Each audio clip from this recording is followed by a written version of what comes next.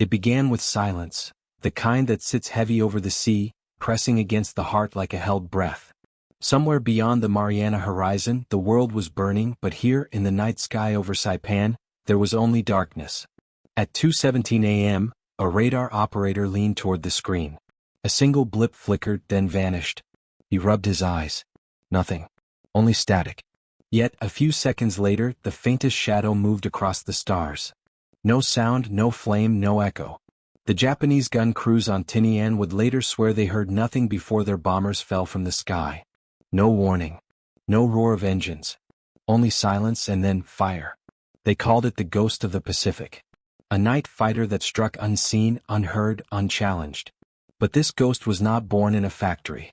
It was born from frustration, from the stubborn, grease-covered hands of a maintenance crew who refused to accept the limits of the machines they'd been given. This is the story of how a handful of airmen on a tropical island turned an ordinary Black Widow into the deadliest silent hunter of the Pacific War. And if you want to see how innovation, desperation, and sheer human will could bend the laws of war, stay, because the night is only beginning. Subscribe and step into the dark with us. By the summer of 1944, Saipan was a furnace of men and metal. The island had been taken at a terrible cost, and now it served as one of the last forward bases before Japan itself. Rows of B-29 bombers crouched along the runways, their silver skin gleaming in the humid air. Every night they rose toward the north, and every night a few didn't come back. The cause was the same: night raids. Japanese bombers prowled the darkness, slipping past the heavy guns and radar nets to strike at the heart of the Allied advance. They came low, in silence, then vanished into the clouds before the defenders could react. The United States needed a counter-weapon, a fighter that could see in the dark, that could hunt without moonlight. The answer was the Northrop P-61 Black Widow, the first American aircraft built specifically for night fighting. It was a strange-looking machine. Twin engines mounted on long booms, a central pod for crew and radar, and a four-gun turret that could spit fire in any direction. It looked more like a Predator than a plane. And for the men who flew it, that was exactly what it was. The P-61 carried the SR-720 radar, a marvel of its time capable of detecting aircraft dozens of miles away. In theory, it could lock onto an enemy, guide the pilot in, and open fire long before the target even knew it was being hunted. But theory often dies in combat. In the Pacific, the system struggled. The radar's calibration slipped in the humidity, its range dropped with every tropical storm. Worse, the noise of the engines, those enormous Pratt & Whitney R2800s, could be heard long before the Widow appeared. Japanese crews learned to listen for the deep, twin roar in the night and scatter before the Americans could strike. For the men of the 548th Night Fighter Squadron, that wasn't good enough. They were stationed at East Field, Saipan, a muddy, mosquito-ridden strip carved from coral. Their pilots were skilled, their planes fast, but victory was slipping away in the noise. Every missed intercept, every enemy bomber that slipped through the dark, meant more blood spilled on the beaches below. Among the crew chiefs was a man named Staff Sergeant Charles "Red" Hanlon. A farm mechanic from Indiana, he'd grown up fixing tractors before he ever saw a warplane. To him, engines were living things. They breathed, they sang, and if they were too loud, it was because no one had taught them to whisper. Hanlon hated the sound of the Widow's propellers. The roar shook the ground. It wasted power, it drew attention, it killed surprise. And in the jungles of Saipan, surprise was survival. One humid night in August, Hanlon stood outside the hangar, listening to a returning P-61 rumble overhead. He could hear it for miles, a dark thunder that told every ear on the island exactly where it was. He spat, lit a cigarette, and muttered, "That's not a hunter. That's a damn dinner bell." He wasn't the only one who thought so. Inside the hangar, a small team of mechanics, men with sunburnt necks and oil-streaked faces, had been arguing for weeks. They believed they could do better. They believed they could make the Widow truly silent. At first it was just talk. Pilots complained, ground crews listened, and everyone blamed the engineers back in California. But one night Hanlon decided to act. He and a corporal named Finnegan scavenged through crates of spare parts.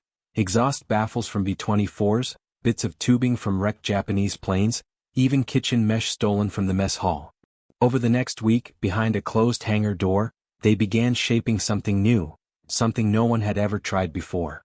They called it the sleeve. It was a makeshift shroud that wrapped around the engine exhaust and extended to the propeller tips. The idea was simple: diffuse the exhaust flame, dampen the pressure waves, and cut the noise of the props by reducing tip turbulence. It was crude. It was dangerous. And it might just work. When they ran the first test, even the pilots came to watch. The Widow's engines coughed, sputtered, then steadied.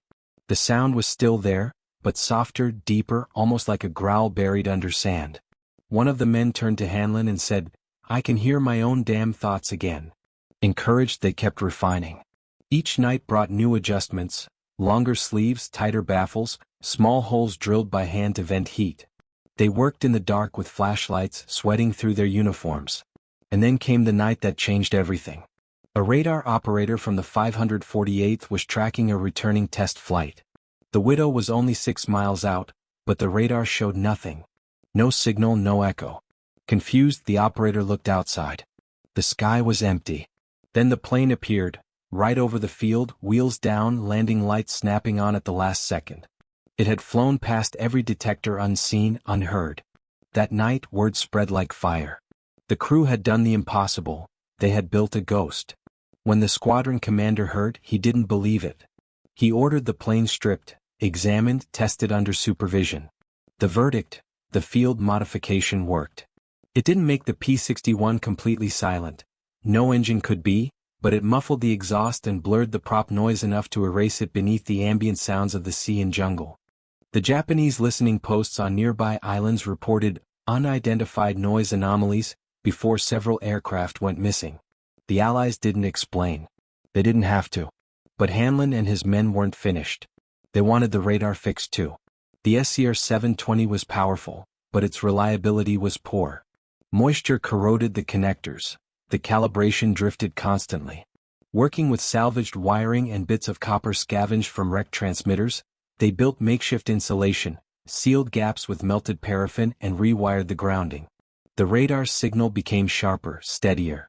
For the first time, the Widow could lock onto targets at range, and stay locked even through clouds.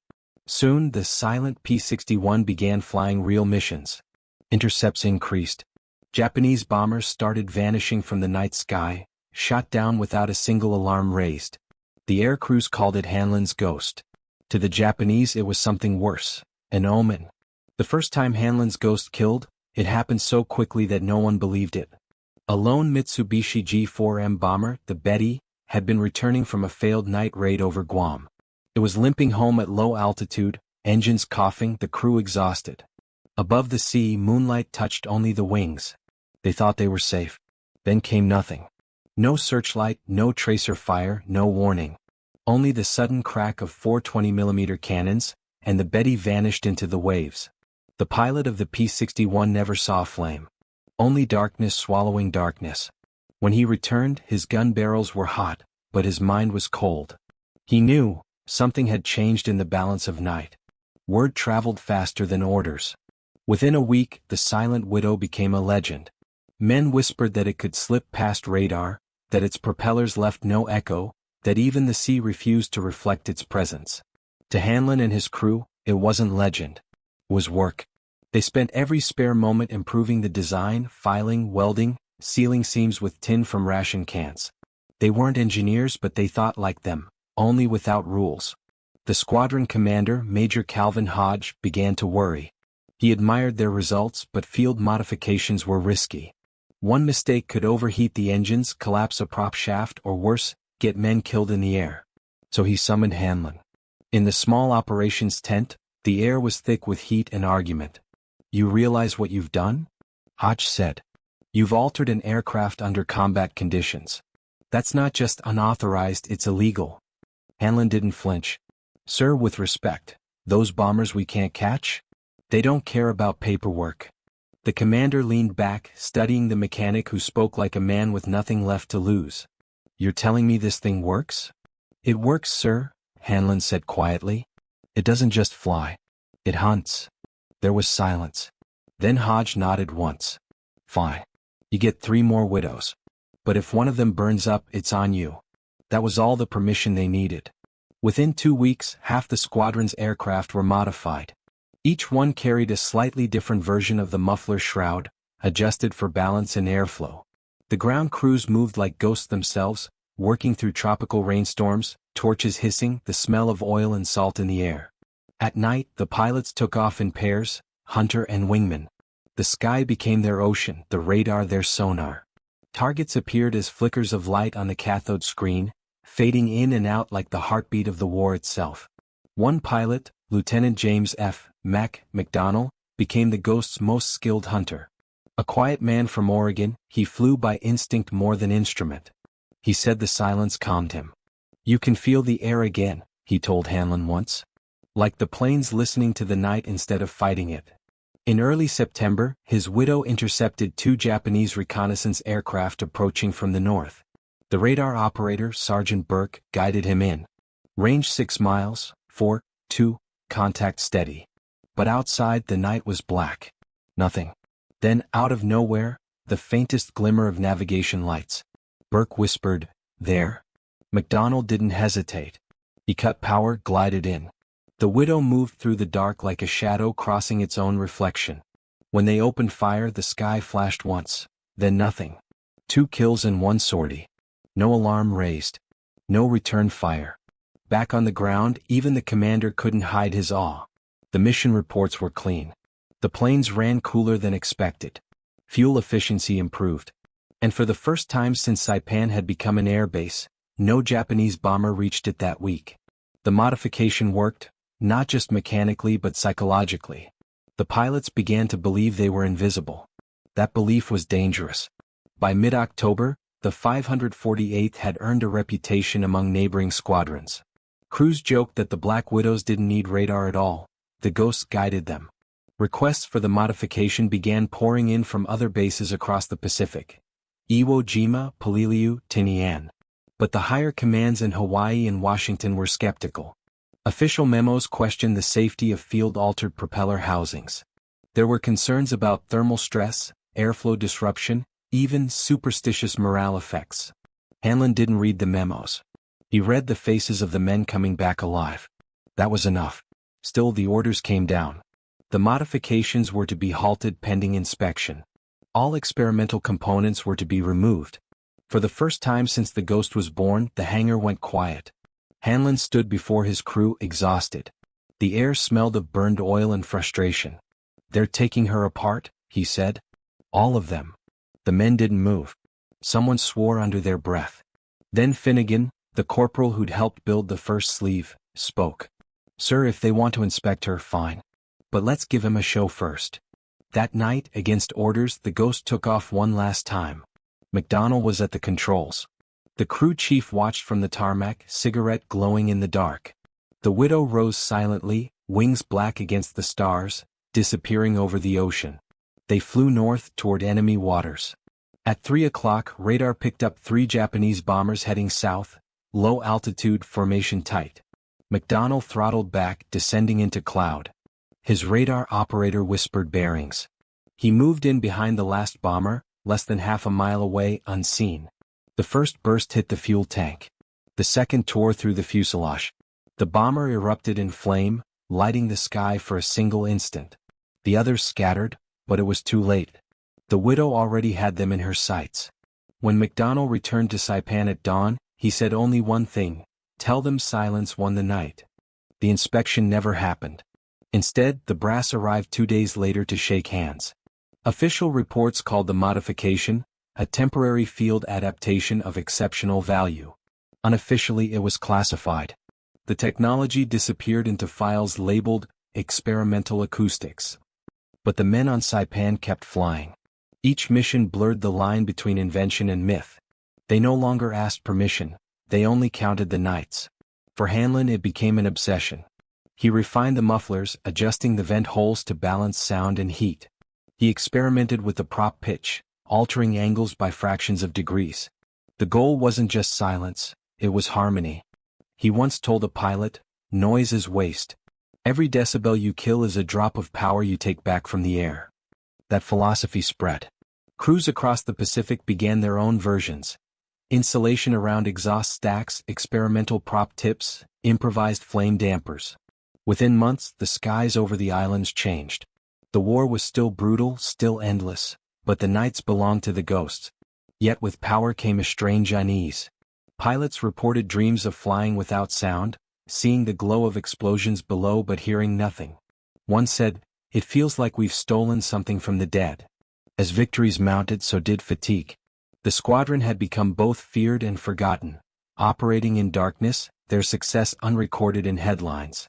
By December 1944, Hanlon's hands shook from exhaustion. He'd stopped writing letters home. The war had narrowed his world to metal, fuel, and silence. Sometimes he stood alone beside the runway after a mission, listening for the distant engines that never came. One night, McDonnell landed hard, left engine smoking. The sleeve had partially collapsed from heat fatigue. They barely made it back. When Hanlon saw the damage, he felt a chill. The silence he'd created had almost killed them. He said nothing. He went back to work. Days later, a visiting officer from Army Air Forces Engineering arrived. He praised the results but demanded technical documentation. Hanlon had none, only sketches on scraps of paper stained with oil and sweat. The officer frowned. "You understand, Sergeant, this can't be replicated safely without specifications." Hanlon smiled tiredly. "Sir, it wasn't made safe. It was made to work." The officer left without a word. The next week, the squadron received orders to prepare for redeployment to Iwo Jima. The Ghost would move closer to Japan, closer to the heart of the war. As the planes lifted off for the last time from Saipan, the crews looked down at the small island that had been their workshop, their prison, their forge. No one cheered. No one spoke. They had built a legend, but legends don't rest easy.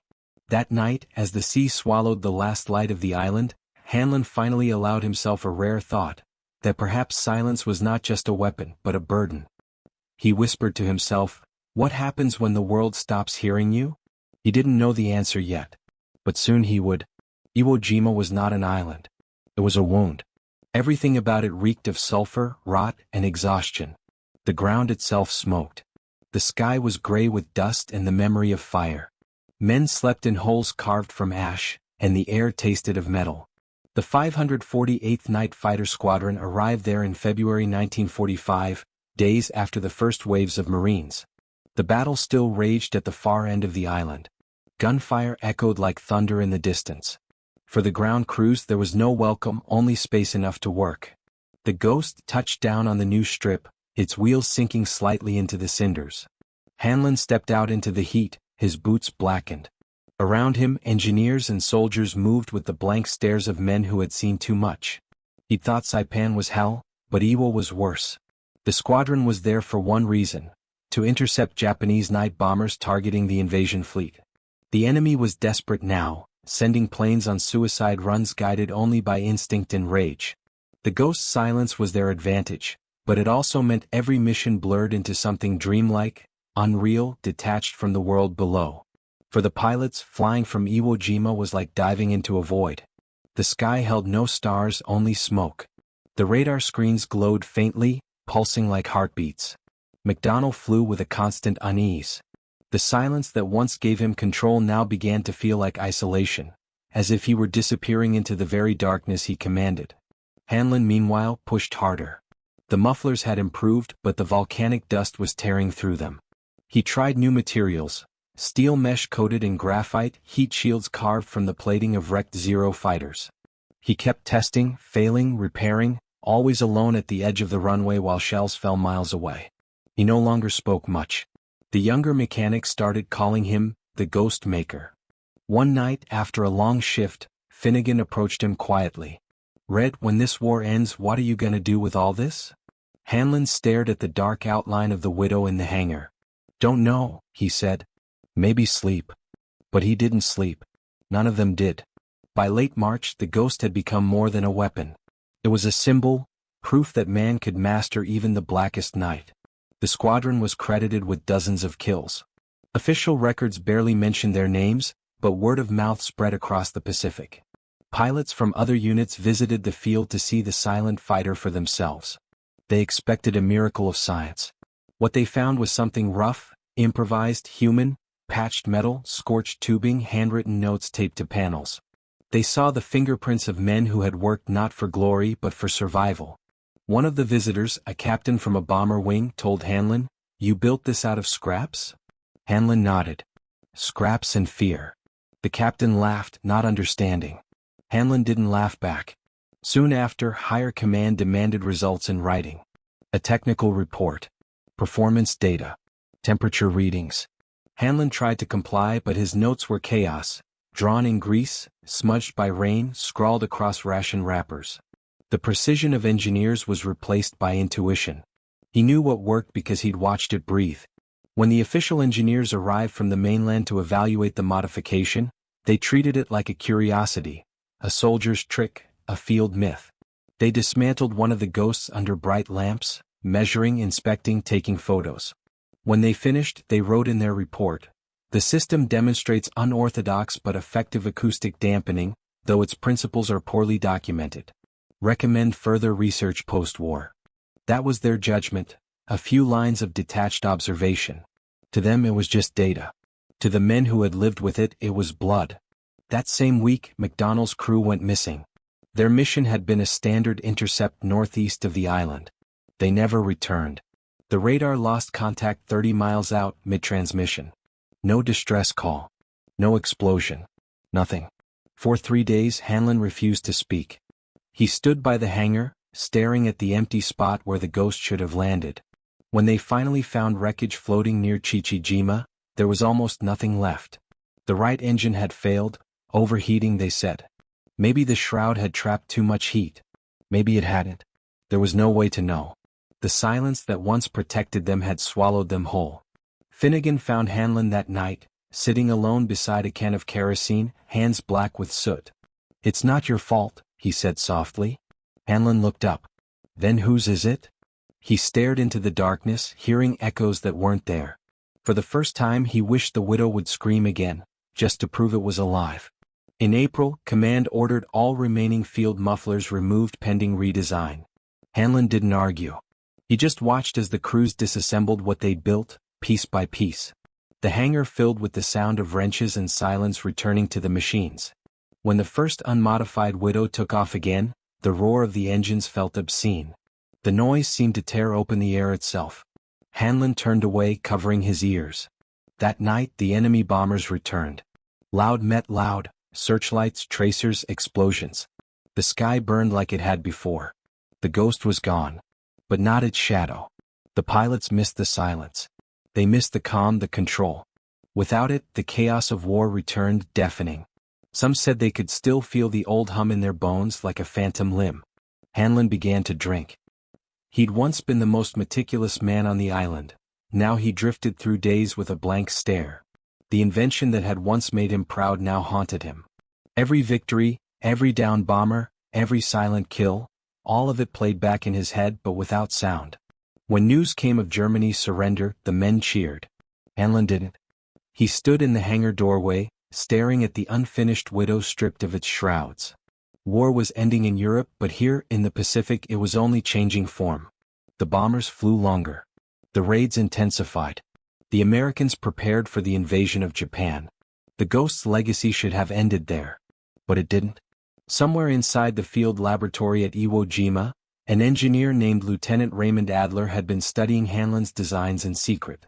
He believed the principle, dispersing sound and heat simultaneously, could be adapted for radar itself. If silence could hide sound, maybe it could hide reflection. Adler approached Hanlon cautiously. "You ever think your muffler might do more than silence?" Hanlon looked at him blankly. "What else is there?" "Reflection," Adler said. "Echo. What if the same pattern, the perforations, the airflow, could scatter radar waves? Like it scatters sound?" Hanlon didn't answer. But something flickered behind his eyes, that old fire, the one he tried to drown. The two men began experimenting quietly, using spare radar panels and fragments of engine casing.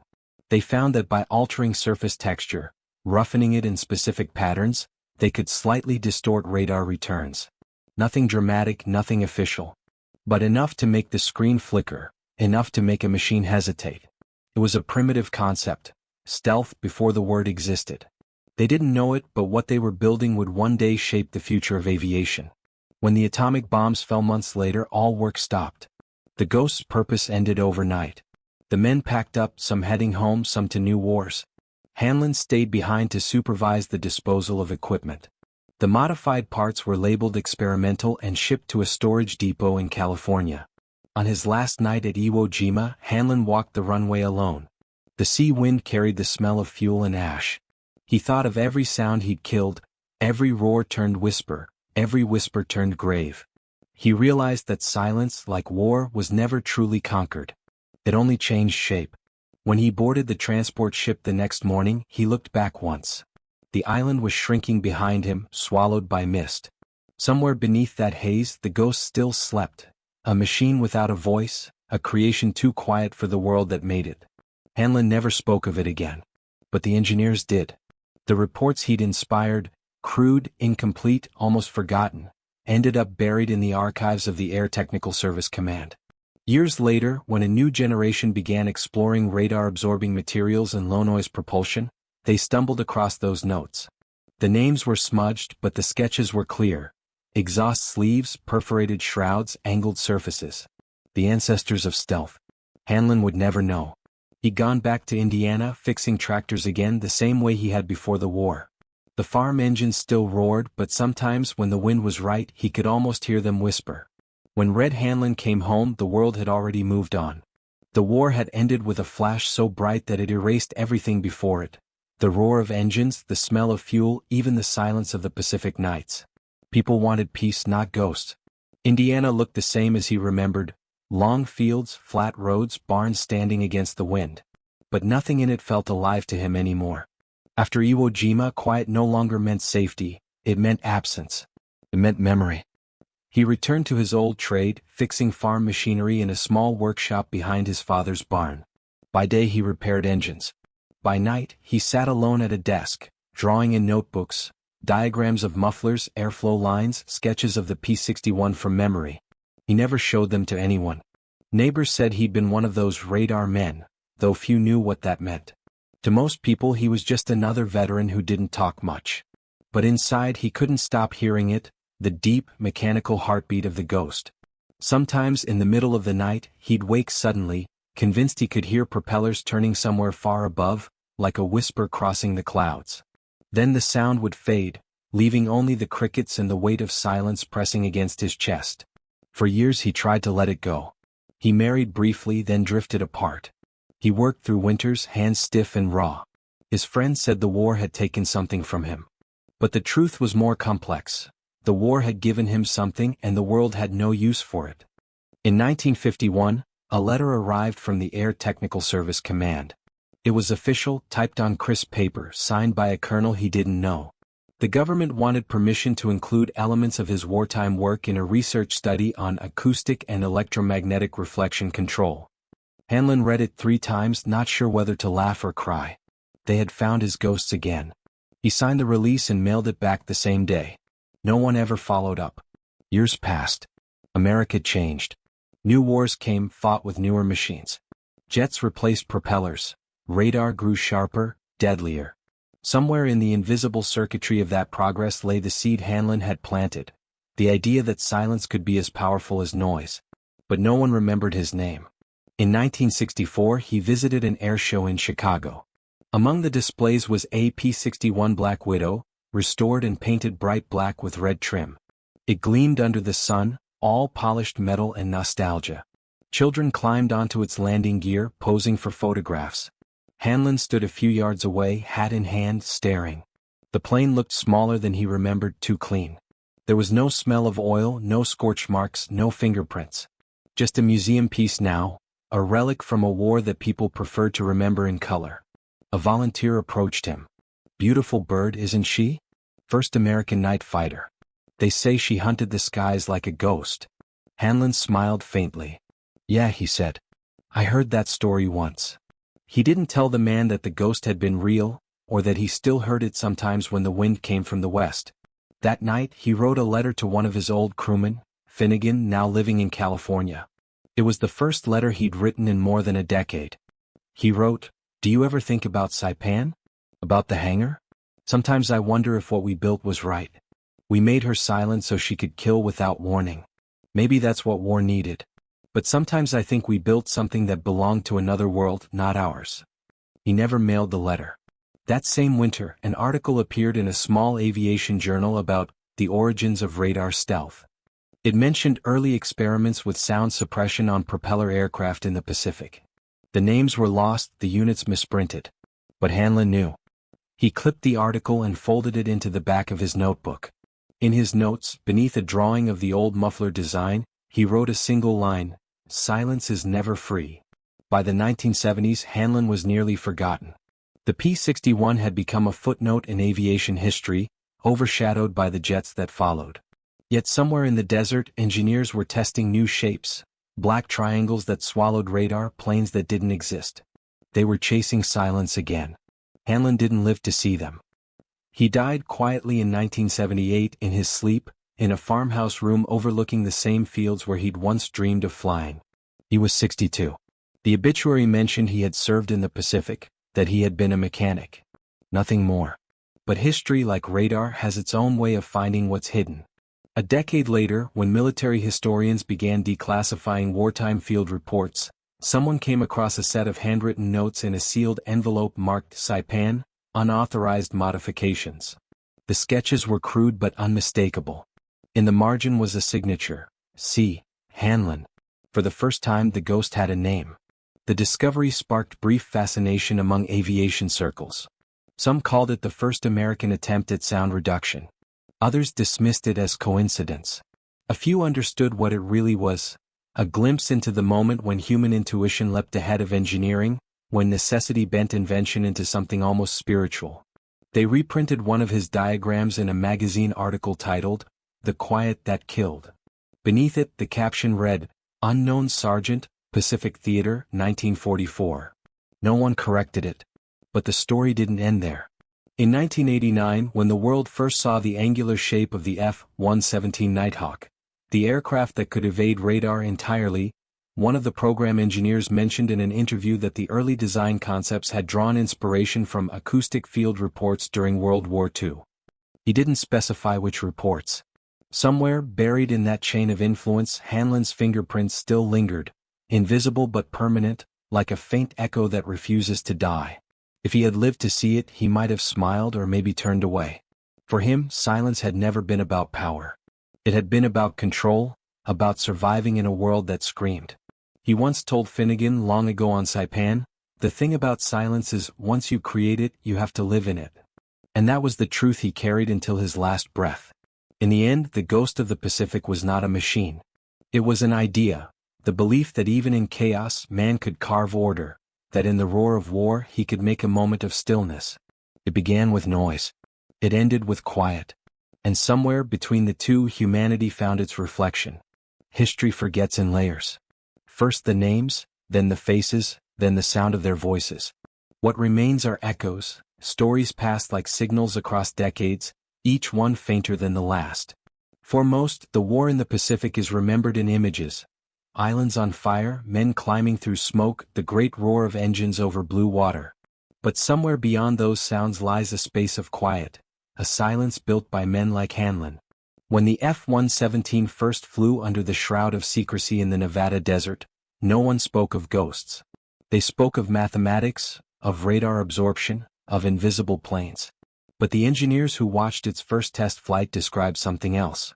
They said it moved through the air without sound, not the scream of jets, but a low whisper that felt unnatural, like the world itself holding its breath. They didn't know it, but they were witnessing the return of an old idea. The lineage of silence had come full circle, from the humid hangars of Saipan to the desert skies of a new century. And though no one could trace the exact line, its origin lived quietly in those lost field notes, in the margins of an unknown sergeant's sketches. War has always rewarded those who make themselves unseen. But there is a cost to invisibility, one that cannot be measured in victories or medals. It is the cost of distance, of separation from what is human. Hanlon's ghost was born from necessity. It began as a way to protect lives, to strike first, to end battles faster. Yet in the pursuit of silence, it erased something essential, the sound of struggle, the noise that reminded men they were still alive. In every war that followed, that lesson echoed. Technology promised precision, efficiency, control. But beneath it all, there was always a whisper, the voice of a mechanic who once believed he could make the world quieter. If you listen closely, you can still hear it. Not in museums, not in archives, but in the hum of every engine that tries to disappear. In the hum of drones above distant cities. In the static between signals that carry our wars across oceans. Silence has evolved. It no longer hides in propellers or mufflers. It hides in code, in algorithms, in the invisible pulse of machines that see without eyes and kill without sound. And so the story of the ghost is not history. It is prophecy. It asks a question that still waits for an answer. When we make our weapons silent, do we make ourselves silent with them? There are no records of Hanlon ever visiting an air base again after 1951. But once, in the early 70s, a local newspaper ran a short feature about war veterans. They photographed him in his workshop, standing beside an old propeller he'd restored from scrap. The reporter asked what it meant to him. He said, "It's just metal. What matters is the air it moves through." The line never made it to print. Years later, the photograph surfaced online. In it, Hanlon stands half in shadow, the propeller behind him catching the afternoon light. His face is calm, unreadable. If you look closely, you can almost imagine he's listening, not to the photographer but to something far away beyond time. Maybe he still hears the night. Maybe the Pacific never left him. And perhaps that's what history really is, not the roar of victory or the silence of defeat, but the space between them, the hum that connects every moment of human invention to its consequence. The ghost of the Pacific remains one of the least documented field innovations of World War II. No patents, no official acknowledgments, no memorials. Only fragments, stories from veterans, scattered drawings, the occasional footnote buried in technical papers. But its spirit endures in every aircraft designed to slip unseen through the sky. It began with a handful of men who refused to accept what was given to them. Men who looked at a machine that roared and thought, "We can make it whisper." In doing so, they created something that transcended the war itself. Every era finds its ghosts, not of the dead but of ideas too far ahead of their time. The ghost of the Pacific was one of them. Born in secrecy, forgotten in peace, reborn in silence. And though its name was never written into the grand chronicles of war, it lingers, in the deep hum of the engines that carry us forward, in the stillness between signals, in the breath before takeoff. Listen long enough and you might hear it. A low vibration, steady as a heartbeat, faint as a memory. The sound of human ingenuity standing on the edge of the unknowable. The sound of men who turn noise into weapon and weapon into myth. The sound of the Pacific at night, endless, waiting, listening. The sound of a ghost,